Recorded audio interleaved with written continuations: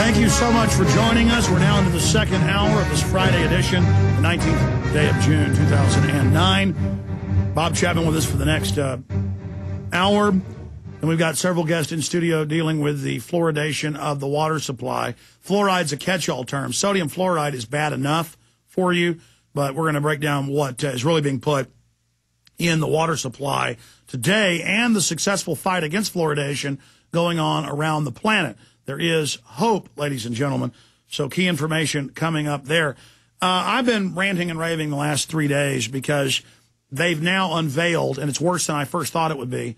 I knew the banks had gotten unlimited power to loot and steal, but now it says to seize any corporation, any company, take over the nation, that they're implementing the executive orders already in place for economic martial law. I'm going to go over some of those executive orders this hour. And they're using the swine flu as another cover for that. But Ron Paul has said this is a financial dictatorship. He agrees with me. He has now come out and pointed out that the Federal Reserve is to get more power than even Congress under this new system. So they engineer the crisis, get unlimited money. Now they want the power to seize not just GM and Ford and Chrysler, but factories, restaurants, businesses, dealerships. And then they admit that the Democratic Party mainly keeps the dealerships they want and sells the others and gives them to friends. I mean, this is happening faster than I even thought it could. Bob Chapman, of course, was in military intelligence in Berlin. We got out of the military. He became the biggest gold and silver broker, individual silver broker out there. He had one of the largest newsletters, and he retired. He came back. It's the international forecaster. He's been a guest on international TV and radio literally thousands of times. And he joins us each Friday. Bob, this is getting even crazier quicker than I thought. Can you break down what this new, quote, regulatory overhaul is? Well, I think what they want to do here is be able to control all forms of financial machinations, if you may, anything that has to do with money. And what I think they're going to do is, if they can get away with it, and there's a lot of resistance in Congress, and that's borne out by the numbers I received yesterday on H.R. 1207, which is Ron Paul's bill to audit the Federal Reserve. I understand it's 258 co-sponsors. And that means that there's a lot of people in Congress, even though 5 or 10% of their campaign contributions come from Wall Street, banking, insurance, etc. I think they're under so much pressure from the public, not only their constituents, but others who are writing them, that this is a phenomenal amount of co-sponsors. So I do not think they're going to get through this proposed rule changes so that the Federal Reserve can become a monster money czar, if you want to call it that. They like that word czar very much. I think they've created about 14 or 15 of them. Anyway, I also want to refer here to your report on Prison Planet. Obama Regulatory Reform Plan officially establishes banking dictatorship in the United States. And it's really terrific. It's kind of like an outline. And for those of you who haven't seen it, please go and take a look at it. It's dated June 18th, which was yesterday. Well, Bob, break down why, from your perspective, why it's so important. And also, you were in intelligence in Berlin. They're now admitting the CIA's hiring domestic bankers to go out and help set up this financial dictatorship. Because if they can control the economy and the money, they're going to control everything. And this is their tool to bring in their new world order. So I want to break that down and how we defeat it, how we fight back against it, with Bob Chapman on the other side of this quick break. Are you tired of losing your hard-earned savings in retirement? Does the continued loss of purchasing power through the hidden tax of inflation brought on by trillions of dollars in government bailouts bother you? Then please let me, Dwayne Daly with Midas Resources, help you to protect what you have left. Call me at 800-686-2237 extension 115, and I will explain to you how to retain your wealth and purchasing power now and in the future with gold and silver. Gold and silver have been a form of currency for 6,000 years compared to our present fiat currency, which has only been in existence for 38 years and failing fast. Call me, Dwayne Daly, at 800-686-2237, extension 115, to start your protection of wealth today. I will custom fit the protection package to your personal needs. No amount is too small, so start today.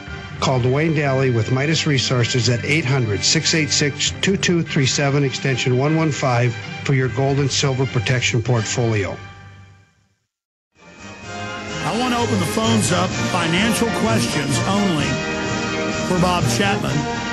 There's a million of those to ask. 1-800-259-9231, 1-800-259-9231. Bob Chapman is our guest right now. Going back to Bob. Bob, for stations that just joined us, we were going over Obama regulatory reform plan officially establishes banking dictatorship in the United States. And in a few minutes, I'm going to play a short Ron Paul clip where he says, yes, the banks will have more authority under this than Congress. And the way the bill reads, even the LA Times admitted that it gives them power over anything connected to the economy, any market, any company, from a hot dog stand to a bank to an insurance company. And you were getting into our article from PrisonPlanet.com, Obama regulatory reform plan officially establishes banking dictatorship in the United States. Is it that it's so big and so over the top, people have trouble realizing the magnitude of the very banks that engineered the crisis, that have stolen tens of trillions? They now not only won't tell us where the money went, but they are going to be the regulators of themselves and over the rest of Main Street they've already devastated. This is a form of dictatorship. There's no question. The important things are that there is no control whatsoever by Congress, which you've mentioned, and it is a private corporation. They refuse to answer government subpoenas. They say that it's a state secret when asked about what they're doing, and that's why Ron Paul's bill is so important. We can cut this whole thing off at the pass if that bill is passed, and it certainly stands a great chance in the House of passing. One of the things that I thought of in regard to this, which sort of meshes what you were talking about earlier about the hiring of people for the CIA to go into economic and financial matters. I think that at this time, the Treasury Department, in conjunction with the Fed and the people who control our government from behind the scenes, they are making this move in behalf of the Fed now as an offense in a defensive manner because of what's going on in Congress. What they want to say is, well, we want the Fed to be able to handle these things, and you want to audit it or shut it down, and we can't have that because it's so crucial. This is what they're up to here. I was about to ask you that. This looks like kind of a fleeing forward or asking for the moon because they're under attack. People are saying, we're going to audit you. There's subpoenas from Congress. They're refusing those subpoenas from Congress. So really this constitutional crisis is forming. There shouldn't be a crisis. This isn't the president refusing subpoenas. This is a private offshore bank that's getting all these public funds saying you can't look at what we're doing. After promising the public it would all be transparent, their ace in the hole is they own the president and they own the military-industrial complex. You know, so speak to that, but then also we have Mr. Perkins, who wrote Confessions of an Economic Hitman, and I've actually interviewed him now for the next Obama film coming out, John Perkins. And Mr. Perkins, you know, was hired by the NSA and the CIA, top of his class, family and all these big corporations.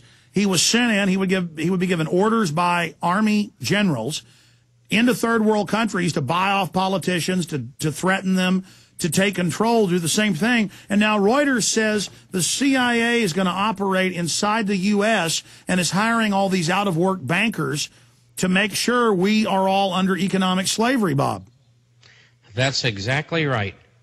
Exactly right. And that's what all of that recruiting is all about. They want to use these people against us. One of the things that's behind this, and incidentally, to just go a little bit further on their recruiting, but further than that is what they're up to here this is pure psychological warfare.